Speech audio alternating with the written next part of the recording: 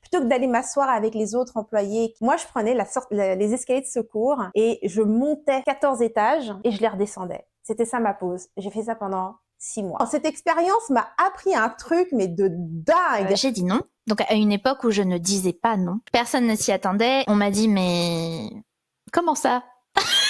Non. Ben oui, je vais dire non parce qu'il y a rien pour moi là. Tu vois, il y a juste rien pour moi en fait. Bienvenue dans Femme avant tout, le podcast qui s'adresse à la femme avant son rôle d'entrepreneur. Ici, on parle vrai de ce qu'on vit en coulisses. Les doutes, les relations, la santé, la famille, la spiritualité, l'argent. Parce qu'avant de bâtir un business, eh bien, on bâtit une vie. Et dans cette vie, il y a une femme à honorer, à écouter, à célébrer. Moi, c'est Henriette. Et moi, c'est Aurore. Bienvenue dans le podcast Femme avant tout. Salut Aurore! Salut Henriette! Salut à toutes celles qui nous écoutent! Comment vas-tu? Je vais bien, c'est reparti pour une nouvelle conversation pour Femme avant tout. Notre sujet aujourd'hui, se réinventer son tout recommencer. Je pense que déjà, ce que j'aime avec ce sujet, c'est que ça vient vraiment parler des deux aspects. Parce que Femme avant tout, c'est la femme avant l'entrepreneur. Personnellement, ce sujet m'amène d'abord à mon expérience en tant qu'entrepreneur et de quelle manière est-ce que ça a affecté ma vie également, donc de femme. Je vais être très honnête, quand on dit se réinventer sans tout recommencer, juste cette idée, pour moi, est venue beaucoup plus tard.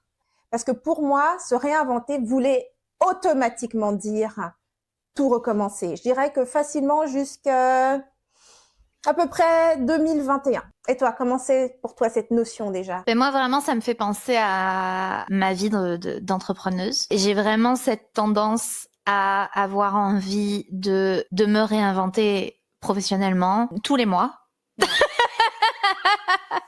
Tu vois? Et je te parle de ça encore la semaine dernière. Hein.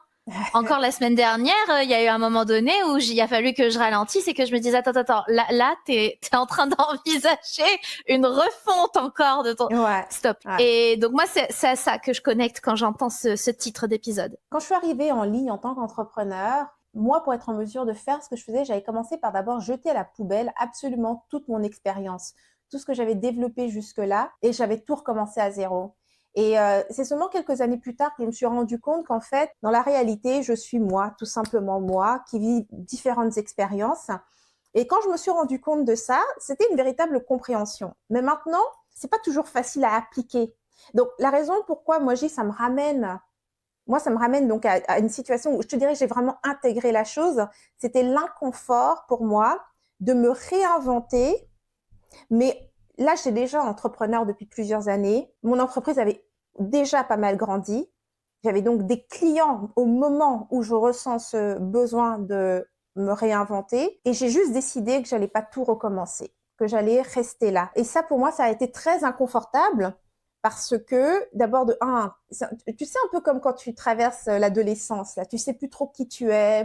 Tu sais même plus ce que tu dis exactement. Tu fais des choses juste pour les faire, tu vois, parce que réellement, ce qui se passe à ce moment-là, c'est que je me sens un peu perdue, j'ai un peu perdu ma direction. Est-ce que toi, quand tu ressens le besoin de recommencer, est-ce que c'est parce que tu as l'impression de t'être perdue ou bien tu te sens appelée par autre chose? Non, moi, c'est parce que je me sens appelée. Moi, c'est un excès d'enthousiasme, tu vois.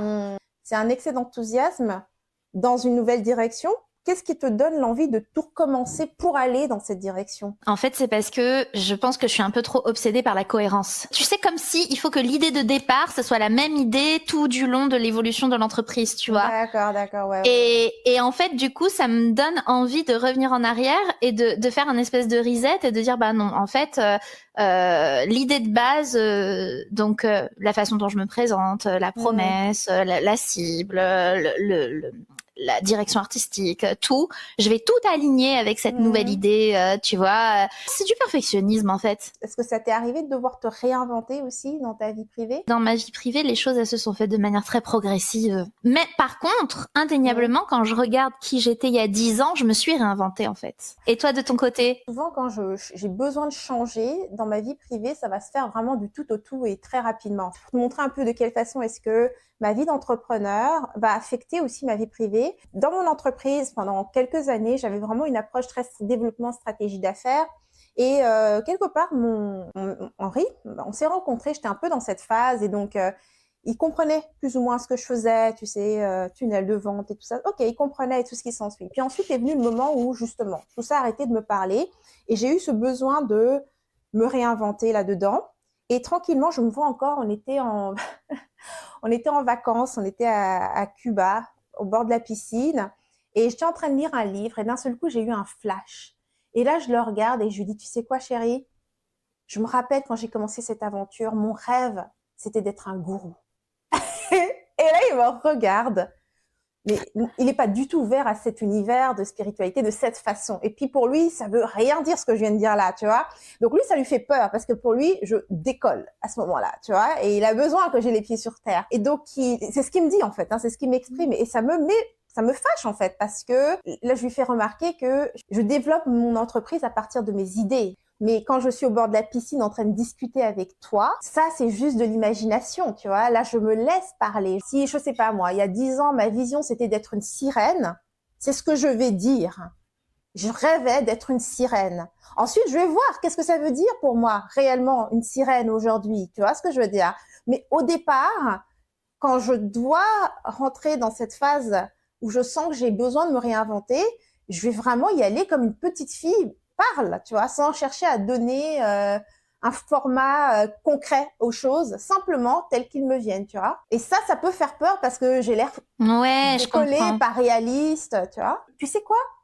C'est exactement le langage des archétypes, tu vois. Si je parle de mon énergie en ce moment, je serais vraiment dans l'énergie du moine. Mais ça veut pas dire que j'ai envie d'être un moine, j'ai pas envie d'aller me foutre dans un monastère ou ce genre de choses, tu vois ce que je veux dire? Ouais, je comprends. T'es dans ta créativité, t'es dans l'exploration et du coup, t'as besoin de verbaliser des images, des choses et en fait, après, tu vas prendre une partie seulement de cette image ou de ce qu'elle t'évoque. Bah, c'est un processus créatif en fait. Bah, Finalement, 100%, si en t'es plus, purement c'est dans ça, ton se processus réinventer. créatif, Exactement. ouais, Je suis en train de me recréer, tu vois. ouais, C'est c'est exactement ça. ça. Et c'est inconfortable. Tu sais, c'est un peu comme exposer une œuvre non finie. Demande à n'importe quel peintre, musicien ou quoi, vas-y, de montrer son truc sur lequel il est en train de travailler et qui ressemble à rien, tu vois. C'est pas facile, ce truc-là. En fait, personne n'a envie de faire ça. Non, non, non, mais tu sais, j'ai fait une école d'art appliqué. J'ai énormément dessiné pendant ces années-là. Et en fait, moi, j'arrive pas à comprendre comment font ces artistes qui filment leur processus créatif en peinture ou en dessin.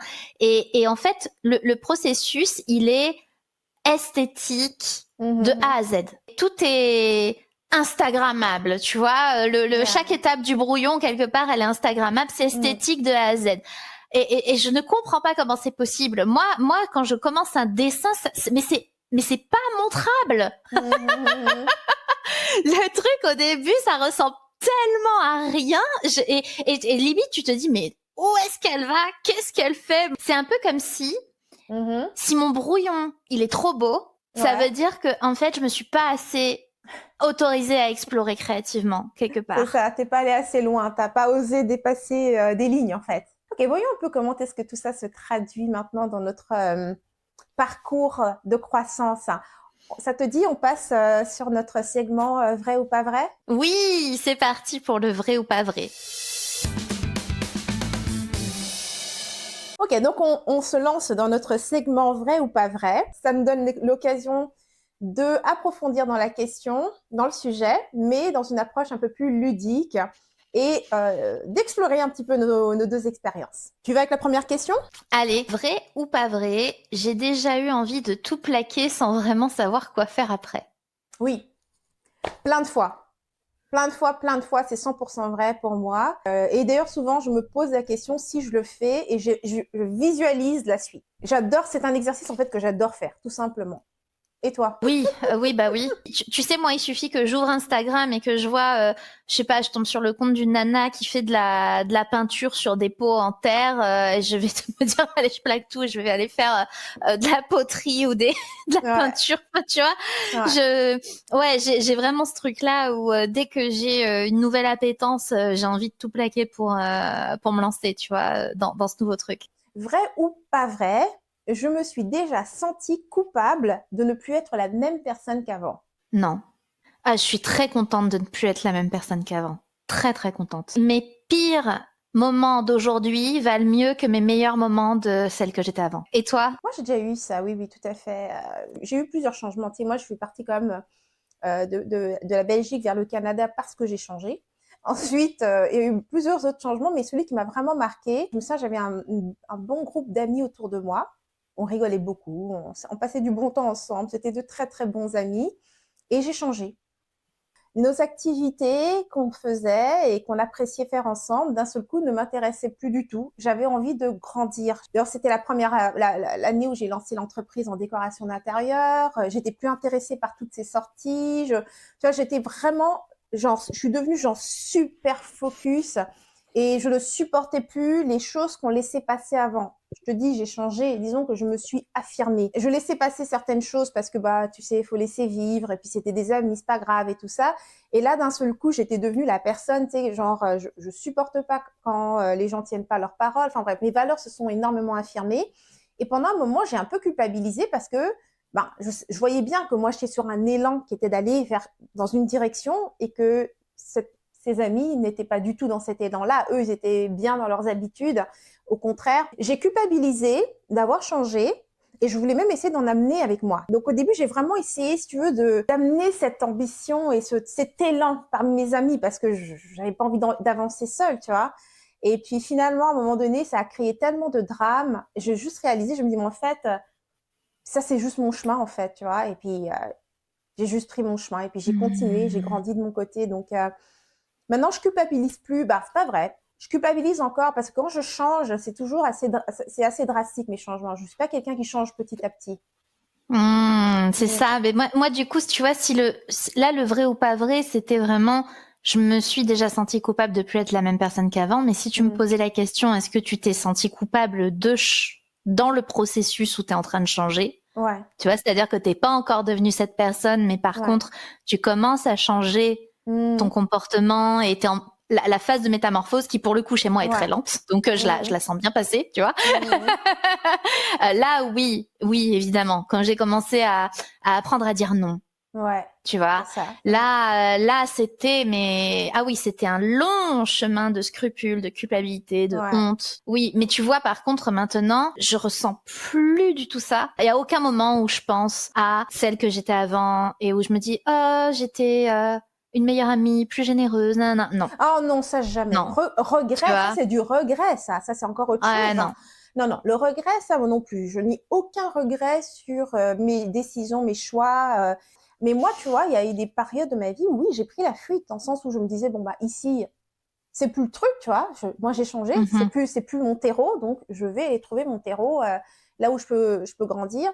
Donc ça m'a pris vraiment beaucoup de temps de me rendre compte que je suis pas obligée d'être entourée de gens qui sont juste comme moi. Et c'est OK pour les gens de ne peut-être pas me comprendre pendant un certain temps. Tu vois ce que je veux dire? C'est pas du tout ou rien. Tu sais, je veux dire, pendant longtemps, je dirais que j'étais un peu cette personne où c'est tout ou rien. Et c'est ce qui faisait justement que l'idée de changer, de renaître, ça voulait dire tout recommencer parce que je ne me voyais pas garder l'ancien et en faire quelque chose de nouveau. Tu vois, ça voulait juste dire, OK, je prends tout ça poubelle et là, je vais recréer une toute nouvelle vie. Parfois, c'est nécessaire, effectivement. Oui. Parfois c'est nécessaire. Il y a des moments où c'est nécessaire. C'est de réussir à discerner quand ça l'est, effectivement. Tu veux qu'on fasse le troisième vrai ou pas vrai? Ouais, vas-y. J'ai parfois résisté à un changement qui, au fond, me faisait du bien. Ça m'est déjà arrivé. Moi, je te dirais que principalement par rapport à l'exercice physique, ouais. Hein. Ça, c'est comme... Ah là là, et là, il y a toutes nos auditrices qui se reconnaissent et qui esquissent un sourire.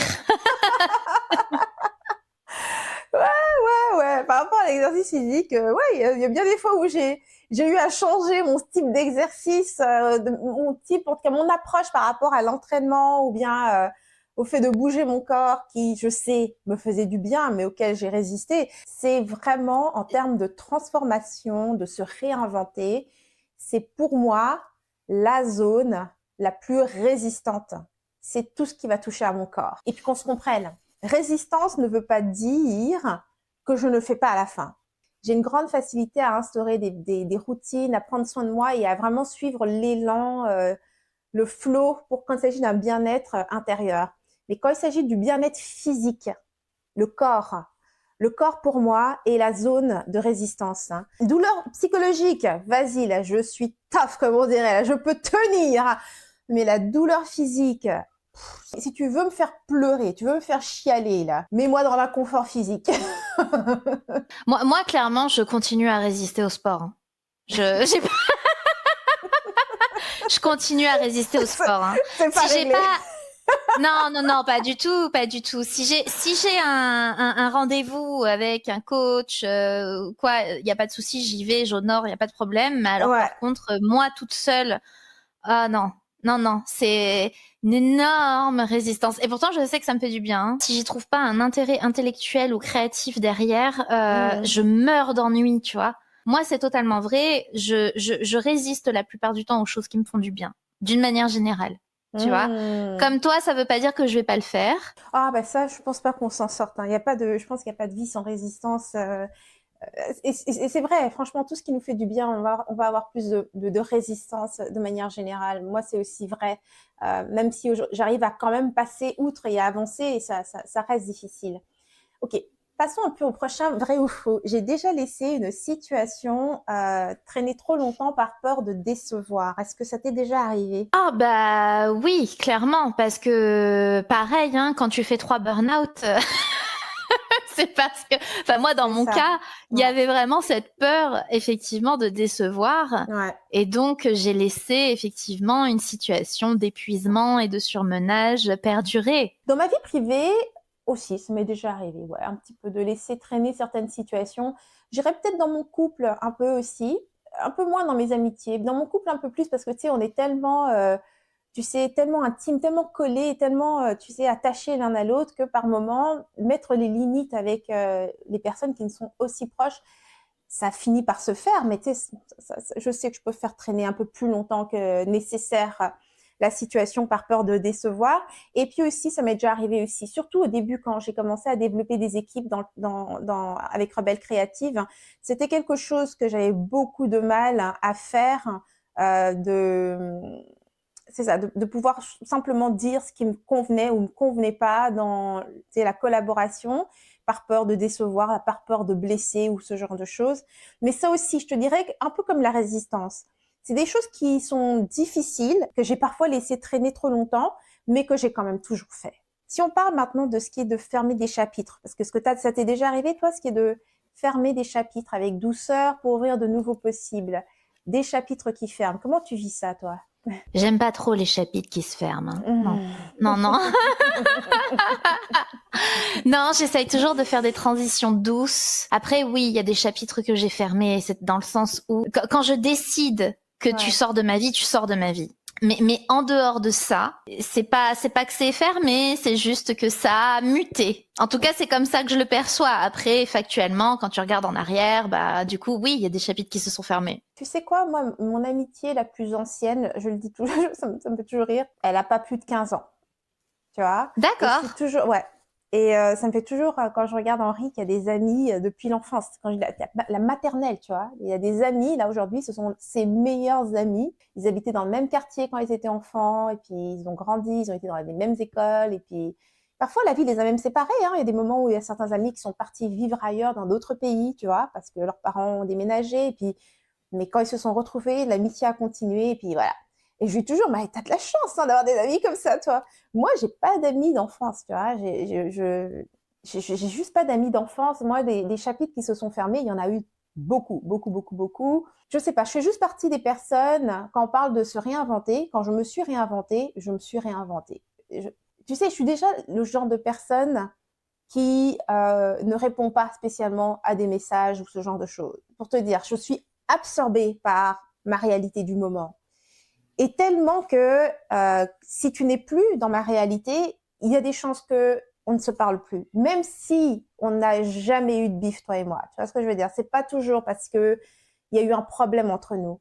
Il y a simplement des fois eu un changement de trajectoire. Ok, bah moi je te dirais que c'est comme Henri, ma plus vieille amie. En fait, on se connaît depuis toujours littéralement, puisque nos mamans enceintes se côtoyaient déjà, tu vois. Ok. Je peux rester des mois sans avoir de tes nouvelles, mais par contre, quand on va se parler, c'est comme si on s'était parlé hier. Ouais, il y a beaucoup d'amitié à distance. Énorme. J'en ai vraiment beaucoup quand j'y pense. Et À pourtant, quoi tu c'est dis dû, je bien sais qu'il pas. y a, comment dire, la Aurore hein, que tu étais il y a plus de 10 ans et celle que tu es aujourd'hui, c'est vraiment pas les mêmes personnes. Non, non. Et Est-ce que tu c'est vois, parce c'est que tu as ça, tu l'impression vois. qu'elles ont évolué comme toi, de la même façon, c'est pour ça que vous vous rejoignez aujourd'hui ou Pas du tout. non? Ok. Tu vois, ça a été la grosse leçon que j'ai apprise. Ouais. C'est que, en fait, je me suis dit, ces gens-là m'aiment tellement que même si je change, ouais. ils m'aiment. Parce que bien sûr, quand tu changes, tu te dis, je vais peut-être perdre des gens et tout. Il y a des gens qui partent. Quand tu apprends à dire non, tu perds les personnes qui étaient près de toi parce que tu leur disais oui. C'est aussi simple que ça, tu vois. Ouais. Parce que ils profitaient de ça. Mais après, je suis devenue moins disponible, je suis devenue moins dans l'initiative. Il y a forcément des relations que je me suis mise à beaucoup moins nourrir qu'avant, parce qu'avant, je les nourrissais juste trop, en fait. Et je m'oubliais, tu vois. Donc, automatiquement, quand tu commences à penser à toi, bien sûr que ça change, tu vois, ça bouscule les habitudes et tout. Et puis même les directions changent, et puis les opinions peuvent changer et tout, tu vois. Et ces gens, en fait, même si je change vraiment beaucoup, ils m'aiment, quoi. Mais c'est bien, parce que franchement, j'aurais beaucoup de mal à m'imaginer dans ta position réellement, parce que j'ai l'impression qu'une fois que j'ai changé complètement, tu vois, et ça fait même bizarre. Ça m'est arrivé hein, de revoir des personnes que j'ai connues, tu sais, quand j'étais en Belgique, par exemple. Mon Dieu, la personne que j'étais en Belgique et la personne que je suis aujourd'hui. Ou encore, je me souviens, dans la vingtaine, j'avais une très, très bonne amie avec qui on faisait les 400 coups, on s'entendait super bien. Et puis, à un moment donné, bah, elle a eu un enfant, elle s'est mariée, elle est partie vivre aux États-Unis, puis elle est retournée en Suisse. Donc, bref, il y a eu tout un... Et on ne s'est plus parlé pendant, je sais pas moi, 4 ans, 5 ans, quelque chose comme ça. Moi, entre-temps, j'ai changé une première fois, j'ai rechangé une deuxième fois. Donc, je veux dire, c'est comme des changements de peau, des mutations complètes que je fais. Et finalement, on s'est reparlé. Donc, disons qu'on se connaissait, j'étais dans la jeune vingtaine, 22, 23 ans. Et puis, on s'est reparlé genre 30 ans, 31 ans. Et je parle avec elle. Et puis, c'était la même personne pourtant, vraiment, la même personne. Elle n'avait pas changé. Moi, tout ce dont elle me parlait, ça avait juste plus rien à voir avec la personne que j'étais, tu vois. Mais je comprenais tout ce qu'elle disait. C'est des choses dont on parlait quand j'avais 22 ans, 23 ans. Mais j'étais plus la fille de 22 ans, 23 ans que j'ai été. Alors, soit elle n'a pas osé prendre de risques et me montrer qui elle était aujourd'hui. Elle m'a montré la version qu'elle pensait que j'allais reconnaître. Ça, c'est tout à fait possible. Ou vraiment, je sais pas, elle est restée la même personne. Elle a pas, je trouve un peu difficile à croire, mais bon, c'est possible qu'elle est restée la même personne. Tu vois, quand je te dis que ma plus vieille amitié, elle a 15 ans, c'est vraiment des personnes qui m'ont vu grandir quand même, m'ont vu évoluer, changer, blablabla.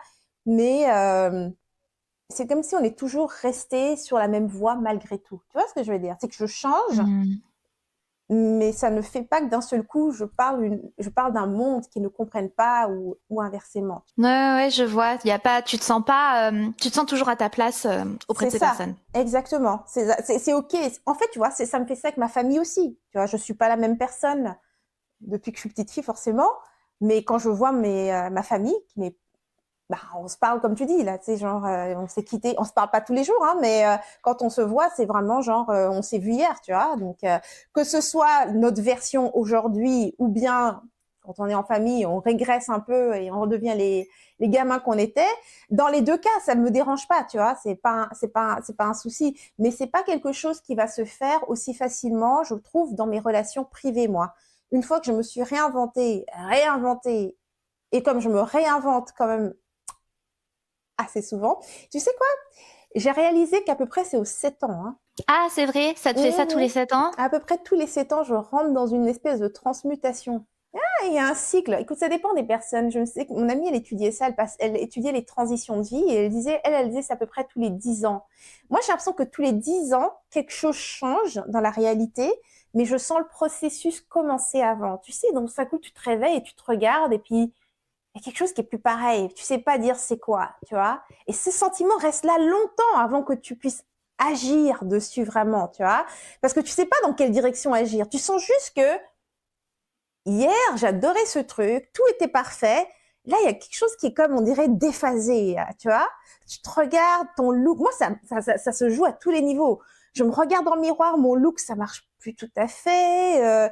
Le genre de choses que j'aime lire, c'est plus exactement ça. C'est genre comme un petit décalage, tu vois. Et puis ensuite, il se renforce, il se renforce, il se renforce. C'est intéressant parce que du coup, quand tu me parles de ça, je me dis peut-être qu'en fait, ouais, j'ai vraiment cette approche où je me réinvente un peu tout le temps, en fait. Mais tu sais, genre, vu que c'est que des petits, encore une fois, c'est que des petits bouts et c'est très étalé, très dilué dans le temps, ben en fait, ça fait pas c'est genre une grosse, oh là, il faut tout changer et tout. Non, je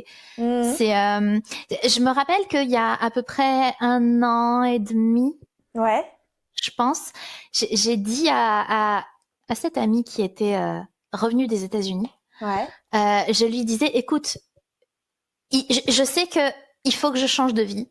Ouais. Mais alors, je lui ai dit, je n'ai absolument aucune idée de quoi je suis en train de te parler là. Yeah. C'est-à-dire que j'ai dit, je ne sais pas. Elle me dit, mais tu veux changer de vie, c'est-à-dire tu veux déménager, tu veux. Et je lui ai dit, je ne sais pas. Ouais. Je ne sais pas les tenants et les aboutissants. Je ne sais pas à quel niveau ça va se jouer. Peut-être que ça va être un changement de vie qui va se jouer uniquement dans ma tête et qu'il y a rien qui va bouger à l'extérieur, tu vois. Mais je lui ai dit, je sens que il faut là. Tu vois, il faut. J'ai juste continué de naviguer ma vie avec cette idée en fait. L'intention, elle est là. Je me suis pas dit, je vais changer ça. Non, parce que je sais que de toute façon, moi, quand j'essaye de réinventer les choses, que moi, mon business, mon environnement, quoi que ce soit, quand j'essaye de le faire, tu sais, en mode, allez, c'est parti, on y va, tu vois, avec beaucoup de rapidité et juste sur la base d'une simple décision, ça ne marche pas avec moi. Depuis 1 an et demi que j'ai dit ça à mon ami, ma vie a énormément changé. Tu vois, j'ai changé et mon état d'esprit et des choses autour de moi changent. Enfin, tu vois. C'est ça. Il n'y a pas besoin toujours de brûler les ponts. Tu vois, moi, j'étais vraiment l'adepte de décision, on change. Non seulement je change, mais on brûle les ponts derrière. Comme ça, il n'y a aucun moyen de revenir en arrière. Ça a toujours été mon truc, ça. Donc, je te dirais que ouais, avec la sagesse, ça s'installe tranquillement où je ressens moins le besoin de brûler les ponts et puis je laisse, je fais mes transmutations à l'endroit où je suis et je laisse aussi une chance aux autres de me découvrir et puis de comprendre ce qui se passe et puis tu vois, d'être moins dans la défensive et puis de pas me sentir, comment dire, en danger parce que je suis en train de me transformer devant les gens et que ça me rend pas plus faible ou bien moins claire ou moins intéressante. Donc, du coup, j'ai envie qu'on fasse le dernier segment, si ça te tente, de faire le segment bas les masques. Quel a été ton moment de réinvention le plus inattendu?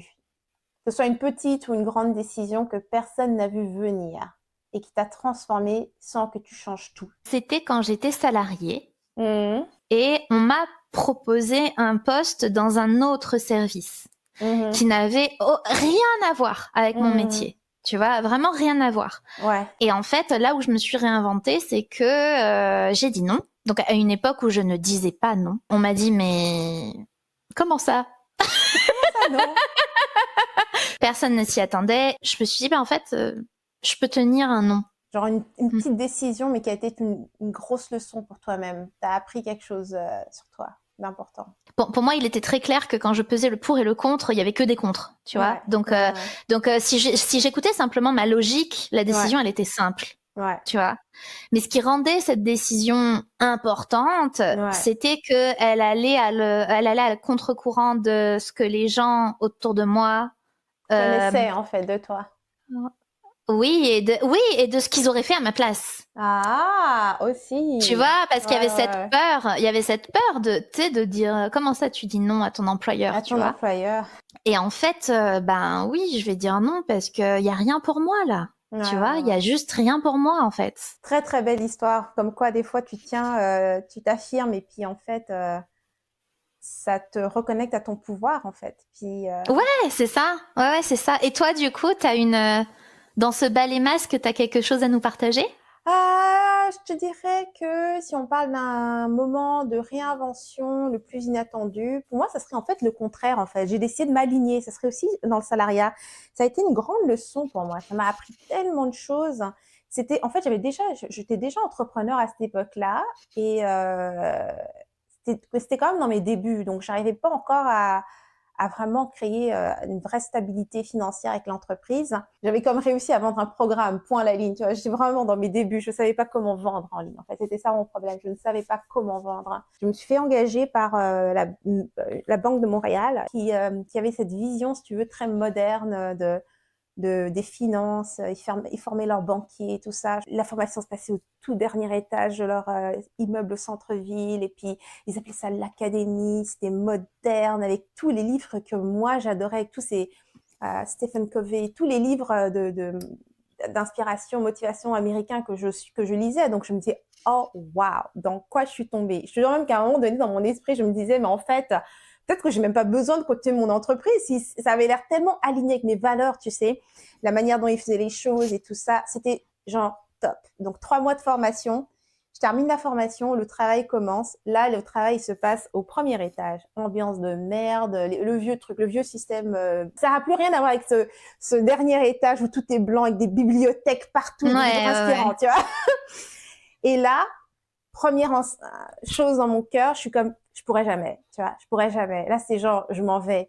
Et là, il y a une petite voix en moi qui s'est dit, mais si tu t'en vas, t'auras rien appris. Tu vois, ça aura juste été un job, t'es venu, tu t'es fait former, puis tu t'as dit non, tu t'es cassé, tu vois. Il y a une raison pourquoi t'es là. C'est ce que tu veux apprendre à vendre. Tu veux apprendre à t'améliorer dans quelque chose. Et bien sûr, la banque, c'est ce qu'ils font. Vendre. Et ils vendent de l'argent, en plus, tu sais. Donc, j'ai tenu. Je me suis dit, et je me souviens, cette décision était énorme parce que je détestais ce truc. Tous les jours, je venais là, je me souviens, ma pause, plutôt que d'aller m'asseoir avec les autres employés qui se plaignaient à l'heure de la pause, du management et tout ça, moi, je prenais les escaliers de secours et je montais 14 étages et je les redescendais. C'était ça ma pause. J'ai fait ça pendant 6 mois. Mais ça m'a gardé, ça m'a gardé focus sur ce que moi je voulais. Et ben, tu sais quoi? Quand je suis partie de là, non seulement je savais vendre, j'étais devenue la meilleure vendeuse. En 3 mois, ils m'ont changé de département. Je suis devenue l'une des formatrices. Non, cette expérience m'a appris un truc, mais de dingue. Mais je suis quand même partie au bout de 6 mois. Parce qu'au bout de 6 mois, j'avais vraiment la sensation, ok, c'est bon. Là, j'ai appris ce que j'avais besoin d'apprendre, tu vois. Ouais. Et puis t'as économisé l'argent d'une salle de sport, hein? Ah, ça, c'est clair. Ah, totalement. Mais à chacune de mes pauses, hein, c'était genre pause du matin, pause du soir. Mais je ne passais pas de temps avec les gens qui allaient se plaindre et tout ça parce que j'étais là, non, non. Mon mental, c'est tout ce que j'ai et ça m'a vraiment appris cette discipline. Mais surtout, ça m'a fait comprendre ce truc, hein, c'est que dans tout ce système, si tu es focus sur ce que toi, tu veux faire, parce que la vérité, c'est que c'est une grosse entreprise, j'étais coachée pour apprendre à vendre. Tu vois ce que je veux dire? On me payait pour faire un travail, mais j'étais coachée régulièrement. Quelqu'un écoutait ce que je faisais, venait me donner des conseils. Et donc, moi, je prenais. Je suis là pour ça. Je veux être à l'aise avec le sujet de l'argent et je veux apprendre à mieux vendre, tu vois. Donc, ouais, décision inattendue, mais dans l'autre sens, où j'ai décidé de tenir dans quelque chose que je haïssais, quoi. Waouh, mais t'as vu ce qu'il y avait pour toi derrière. Totalement, totalement. Et je te dirais que ça, quand on parle de réinvention, ouais, c'était une croissance accélérée. Pour moi, cette expérience, oui, c'est une énorme croissance parce que vu que j'étais pas dans un environnement qui était confortable pour moi et que je le savais, de choisir de rester là et ensuite de développer une discipline autour de ça, c'était juste... Et de me voir ensuite progresser à l'intérieur de ce système, tu sais, c'était incroyable.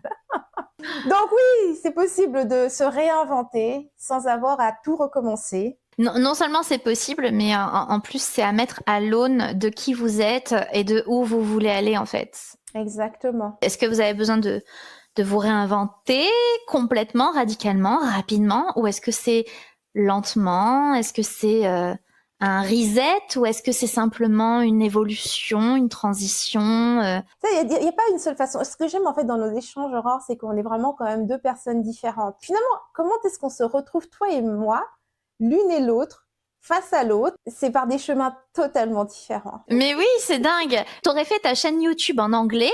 Ah ouais, non.